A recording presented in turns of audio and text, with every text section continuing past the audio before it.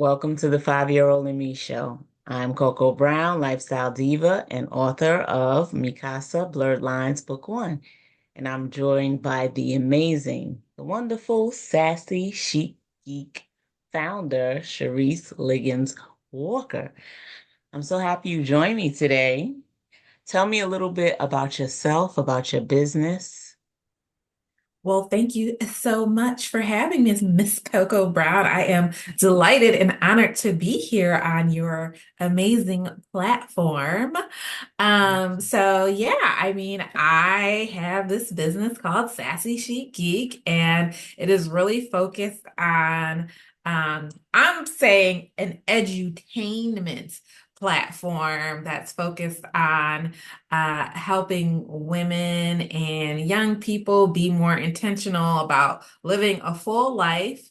And we do that in a variety of ways through our various social media platforms and our educational programs that we have.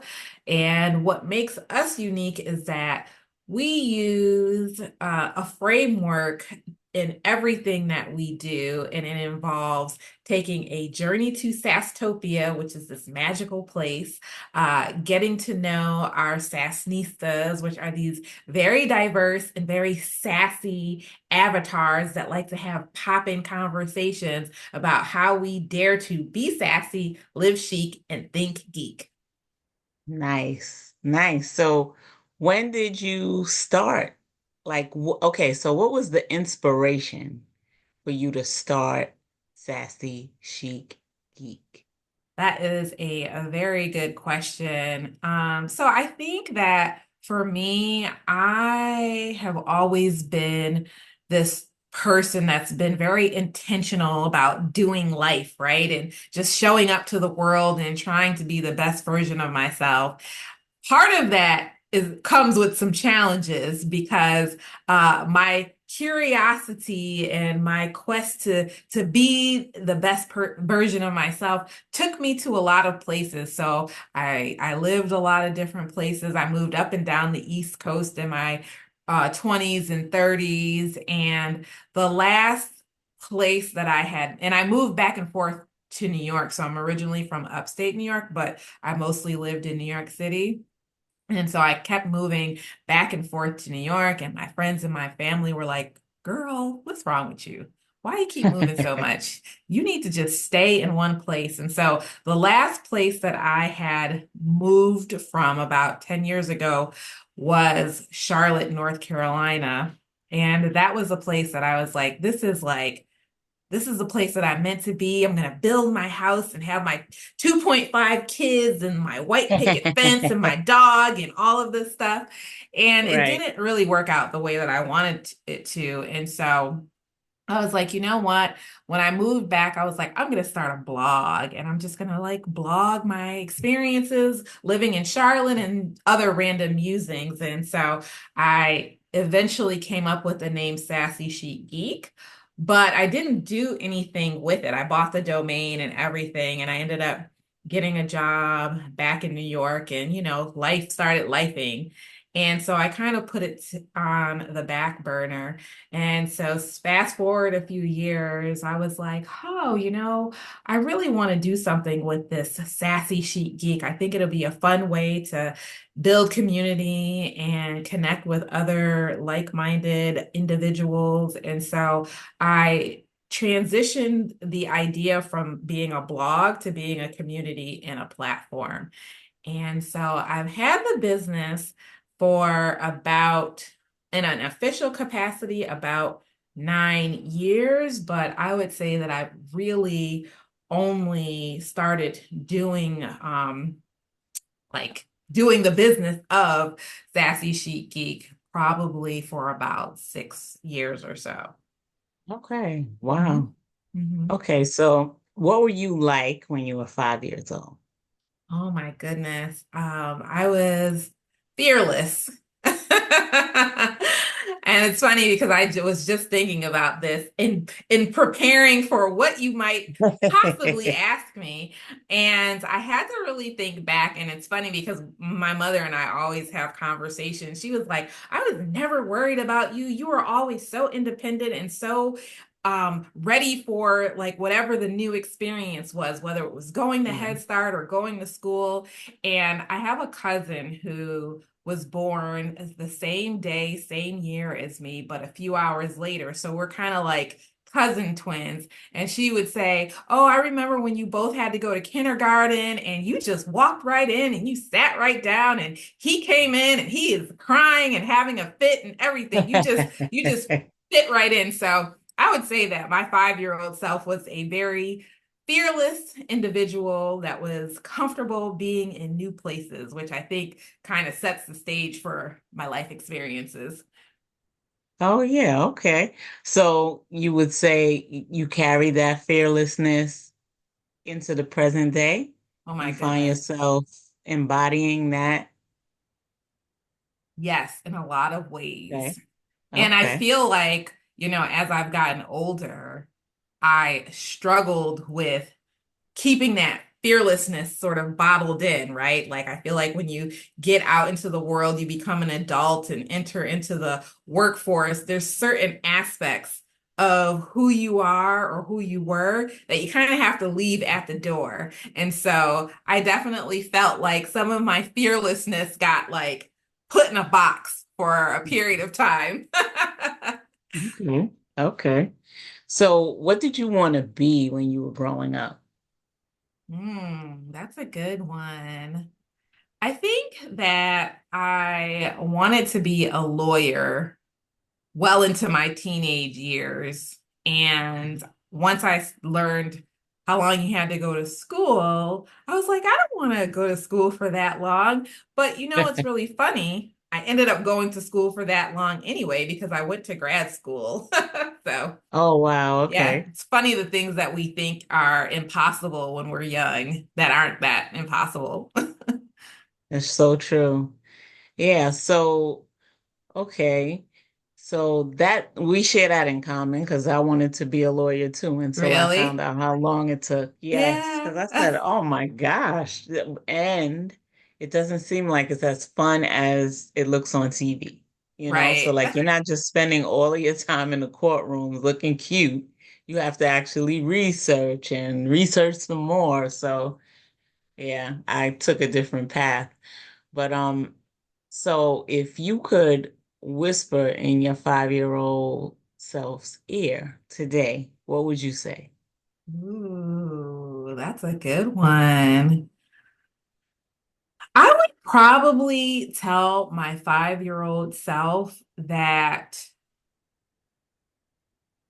you can accomplish anything you want and anything you desire. And sometimes you just have to be a little bit more patient, on your journey to achieving your goals, is something that I would definitely tell her because I was Okay. very impatient. Yeah, yeah. So now that you are bringing programs to girls, obviously, are they 5 or what's the age range? So I would say that mostly teenagers on up, but certainly, I work with young kids in a more fun and creative way. So I have like a little book for girls that are under 10 years old, and it's really more about just exploring and getting to know who you are. Right. And so, Mhm. do you find that they have more challenges than maybe you did when you were their age, at whichever age because I know you go out in the community and you're Mhm. teaching different ages, but Mhm. generally with the teenagers, do you find that their challenges are similar to yours, or being that the world is advanced, it advances so quickly now, you find their challenges are different? Is it easy for you to bridge and find a commonality from your experience to theirs now? Um, I feel like so much to answer in that question. I mean, I definitely think that the things that we all struggle with, teenage angst and is this person going to be friends with me or am I going to get a good grade? And, those types of things, I don't think change from one generation to the other. I think the tools in which we communicate and all of that stuff has changed. But Right, I will be honest with you and say that I feel for kids, whether they're young or teenagers growing up in today's age. I think there's a lot of pressures that they have that I don't think I had as a young person. And I think that they're struggling. I mean, and it's my opinion, but there's been plenty of articles and research and studies done about, young people and there being sort of a mental health crisis. And part of that is due in part to this access that we all have to social media. And right, while there's so many great things about it, I definitely think that it can be challenging for a young person to navigate these public spaces essentially um, right. as they're going through all of these hormonal changes, and they're Mhm. and they're trying to, just make sense of their teeny tiny little world that they're living in. Right, yeah. That's a good observation.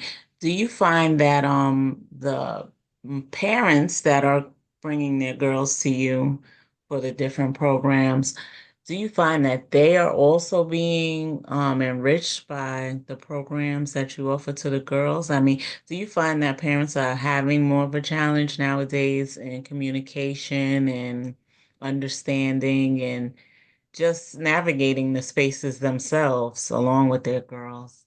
Yeah, absolutely. I think that it is just as challenging because in a lot of ways, we're kind of growing up with young people with this technology, right? Like think about Right. when you were younger or even like just 20 years ago, right? I know that I didn't get a cell phone until I graduated from college, and that was a big deal. And it Right. wasn't a smartphone. It was a flip phone. Right. So there was, Right. maybe a little bit of texting and stuff like that. But, Right. now young kids, at very young ages have cell phones um, and we're all on these devices all the time. The kids are on the Right. devices all the time. And so I think that we have all kind of been exposed to this highly interconnected world. And I think that we're all trying to figure out how to navigate it in a way that's healthy for us, right? Yeah, that's true. That Yeah. is so true. Yeah. So with the holidays approaching, could you tell me your favorite holiday memory? One of your favorite holiday Oh my memories. goodness. Mhm. Um, well, I mean, I could definitely tell you growing up, one of my favorite holiday memories was around Christmas. My parents were very I guess they were trying to be fun with like how we got to see our gifts and stuff like that. But I remember that we all like would get up. I have two other siblings. We would get up and we would be like, "Are they awake? Are they awake?" Because they're like, "You can't go Yeah. in the living room or anything like that," because some of the gifts were wrapped, some weren't wrapped. And so we're Right. like, "Are they awake?" And then we would try to like gently wake them up. Right. Yeah. And, they would get up, they would make coffee, hot chocolate. My mom would put out like some cookies and some little snacks. And then we would Hmm. have to close our eyes and get walked into the living room and open our eyes and have like a big surprise. And it's like, oh my gosh, you got the thing that Yes. I Yes. Yeah. wanted. So that's definitely, a memory that I have. And even now, I don't always get to spend time with them for Christmas. We at least Mhm. like will say, okay, we're going to call each other by this time so that we can open up gifts together. So Right. definitely a Yeah. tradition that I cherish for sure. Yeah, that's Yeah. good. Yeah, it's nothing like the holidays. It brings back all those memories that Mhm. we love, those things. It could be simple as, like the cocoa, the gifts, putting the tinsel and the lights on the trees. There's so many Mhm. great things to think about when the holidays are approaching. So, so I want to thank you for joining me today to share your 5-year-old memories and a lot of the other useful things that you're involved with. Do you have anything coming up or anything that's ongoing that you want to share with the audience and also provide your social media handle? Sure, absolutely. So I am getting ready to launch some programs for 2025. I Mhm. am doing one for women in January about the power of showing up for ourselves, because I think it's really important. I mean, we're about to, find out if who our next president will be. And I think there's a lot of stress, and, people are feeling, all kinds of ways about what's coming ahead, and also what how do we navigate this new world that we're living in, right? And so I would love to bring women together in community to have these conversations and to help provide tools to help navigate the world and how we show up, because I believe that when we show up for ourselves, we can go out and do so many amazing and wonderful things. And so I have those, and then I have some educational programs for teens around confidence, being a happy Black girl, and how we use our influence for good. Yeah. And lastly, I am on Facebook and Instagram as Sassy Chic Geek. You can easily find me. And I'm getting ready to start a YouTube channel that will be Sassy Chic Geek. And so there'll be Nice. videos there very soon. And Nice. yeah, and then my website is sassychicgeek.com. So connect. I'd That's love to great. meet new people. Yes, yes. And on your website, that's where people can find Sastopia, right? All my programs, Okay. all of that stuff. That's awesome. So thank you so much, Charise, for joining me today. And please tell a friend to tell a friend to join us at the PPM Holiday Market on December 1st from Ooh. 2 to 5 p.m. Register on Eventbrite at PPM Holiday Market. Thanks again. Absolutely. Thank you.